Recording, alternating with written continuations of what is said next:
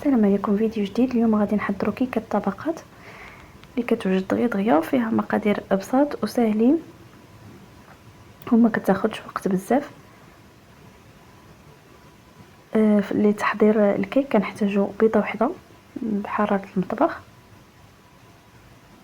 و5 المعالق ديال السنيده، 5 المعالق ديال الماء، 5 المعالق ديال الزيت.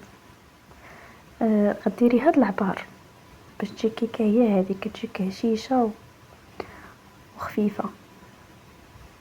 وكديري 5 المعالق ديال الدقيق، كتضربي حتى كتذوب سنيده مزيان، ضربيها بضرب يدوي. 5 المعالق ديال الدقيق كتزيدي عليهم 2 معالق ديال النيدو، معلقه ديال بودره الكاكاو، و8 غرام ديال الحلويات، 8 غرام ديال خميره الحلويات. وكتخلطيهم عاد كتزيديهم على الخليط السائل،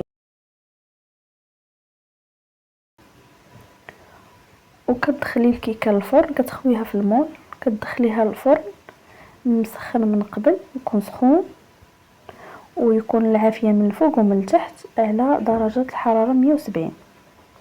كتخليها 15 دقيقه. 15 دقيقه كتلقايها طابت من الفوق ومن التحت، صافي كتجبديها، كتحطيها 15 دقيقه وكتجبديها، كتلقايها طابت رطبه وزوينه. هي هذيك يعني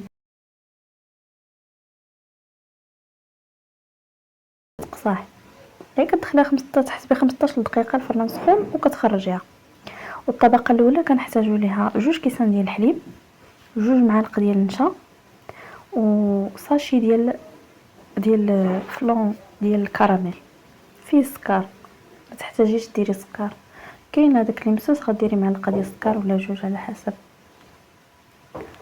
الكيكه هي طابت، ما كانش عندي المول اللي كيتحل، درت غير هذا، دورت عليه بابي كويسون من التحت هكا. الكيكه ما كتخرجش لك من الجناب ما والو، صافي وساهل يتحيد.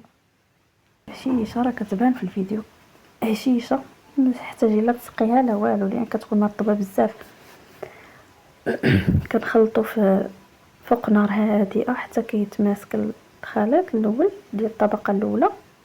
كنخويوه هو سخون، كنخويوه فوق الكيكه وهو سخون، كنخليوه حتى كيبرد شويه، كنزيدوا عليه واحد شويه ديال الزبده، كنخليوه حتى كيبرد شويه وكندخلوه للثلاجه. بما وجدنا الطبقه الثانيه.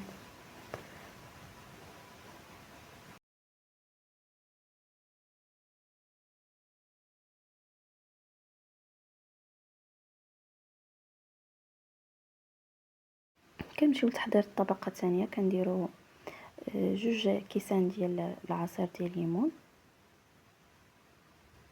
معلقه ديال سنيده، معلقه كبيره ديال سنيده، 2 معالق كبار ديال كريم باتيسير، بودره ديال الكريم باتيسير، 2 معالق، و2 معالق ديال النشا،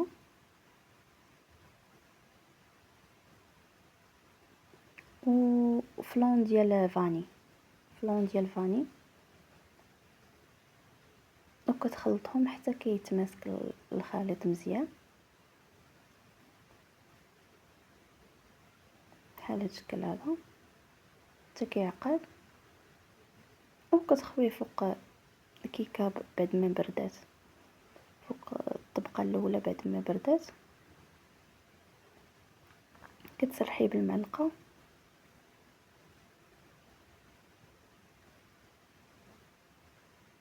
بحال هاد الشكل هذا، صافي كتدخليه للثلاجه حتى كيتبرد. وهذاك الاطار راه دغيا كيتحيد، كدوزي غير الموس من الجناب كيتحيد. الا ما عندكش المول اللي كيتحل ممكن تستعملي غير هذا، ديري ليه الالومنيوم من تحت ولا بابي كويسون من تحت، وديري فوق شي صينيه وتدخليه الفران ودغيا كيتحيد. والشكل النهائي ديال الكيكه بعد ما بردات دغيا كتبرد، ما كتاخذش وقت في الثلاجه. كنتمنى يعجبكم الفيديو وتشاركوا في القناه.